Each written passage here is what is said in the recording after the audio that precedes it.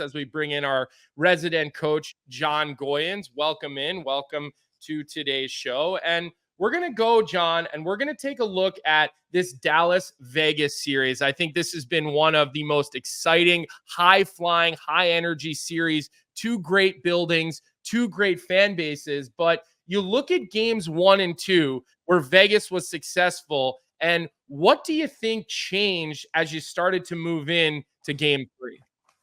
Well, I think Dallas didn't necessarily had great puck decisions and puck management through what I call the transition zone. Everybody tries to separate all three zones, but really, if you take about 10 feet on either side of the blue lines, that's where all the speed and transition comes from. And I felt Dallas just went right into Vegas's 1-2-2, which is relatively traditional, and they really kind of squeeze and hug you to turn over pucks, and they've got to do a better job. So in those first 2 games, they were sent to the perimeter, not a lot of chances off the rush. They were still winning the slot battle, if you will, but from game 2 to 3, it's exponentially better. But let's see those issues just kind of kick themselves in the butt at times where they overhandle pucks. They're hugging, squeeze you right at the red line, and how quickly it transitions the other way. A simple D to D, they get into a 1-2-2. Now on D to Ds, they go to a 2-1-2, and they want to close the red line. You got to get to the weak side, right? You cannot be just feeding their transition, and it was just way too easy. Here's simple plays.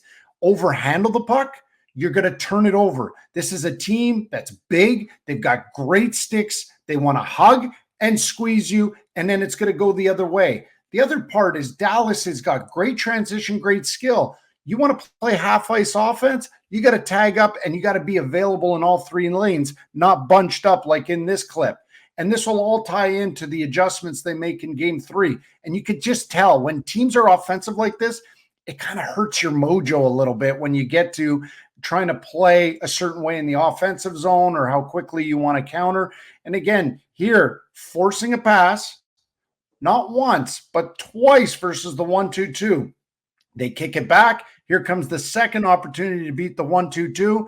They don't do it. They overhandle, they slow the game down, and that fuels the transition going the other way. And here comes Vegas. Nobody picks up Marchessault, not sure why, and it's an easy little pocket pass for Marchessault on the tap in. And one more goal here. Here's a turnover. So Faksa could have easily placed and chased, but Hanley's not managing the dots. Suter's not managing the dots, and then it's up the ice. That goal happened in 5 seconds from the moment they turned it over to going up the other way. And Dallas has got to do a better job versus those counters. But when you're overhandling and under managing, that's what's going to happen. John, these are some great clips. Getting to see them, squeezed out like that. Now, what are some changes they made in game 3? Because we know how good Dallas played in game 3, and they obviously had to make some adjustments here against this Golden Knights team. Well, a couple things. You want to bypass that 1-2-2, right? They want to close that. They want to close that red line as often as possible. So if you can beat their first 3 guys with one pass, that's huge. Second, underhandling pucks, managing pucks. And then when you do catch them, you got to get that D jumping. When you have Heiskanen, you have Hanley. Actually, to be honest, most of their D jump up in the rush quite well, but they do it with inside the dots. And we're going to see the difference in managing the puck and underhandling pucks. It allowed them to fuel their own offense. And you watch how quickly, 12:35 on the clock, how quickly they go north, little pocket pass, bang, shot on net. That's 5 seconds. From the corner up the ice, bang, 5 seconds on net. Get your D2 jumping, get a bank pass. One bank pass beats 3 guys, little simple pass right here, and now you're in the offensive zone. Now you're driving. The other part Dallas did was after those shots, they recovered the puck way more than Vegas did. Now, 2-on-1 versus a lefty. If Dallas is watching, Pietrangelo will always slide versus a lefty coming down his off wing, and he'll stay on his feet versus a righty. On this sequence, 3 one-touch passes beat the 1-2-2, go to the air with speed, and you create your offensive opportunities for you. Again, play half ice. We saw the opportunity before where they all clogged up in one spot. Now they spread it out, they kick it out, they've got drive, and they recover pucks. And this just continues. Here we go. Wyatt Johnston, half ice hockey, get it to the red, kick it out. Watch how quickly he jumps in the hole. And this is an OT. Bang, another scoring chance. And when in doubt, hot rims can be your best friend as a defenseman. And they beat the forecheck. Not once, but watch, we're going to see on the one of their goals at 5-on-5, you're going to see them beat it again. And last but not least, get your D jumping, right? Heiskanen's got to jump. So he's the one that blocks the shot. Go north. Don't overhandle. Don't overthink it. And he's the one that scores it. And let's go back to the hot rim. Why not for the OT winner?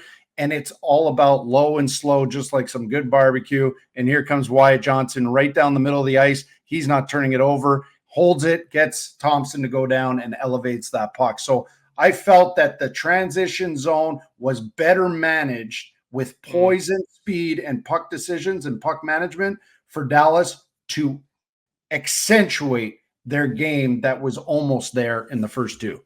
Yeah, it seems almost to me like the theme of the playoffs this year is there's not a lot of D to D. There's not a lot of hinges. The teams that want to go north-south are creating more offense, and the teams that want to lug pucks up and down the ice, they seem to slow it down and have a little bit of trouble. I love that series, John. I can't wait to see the winner of that series play Colorado, who I think will win.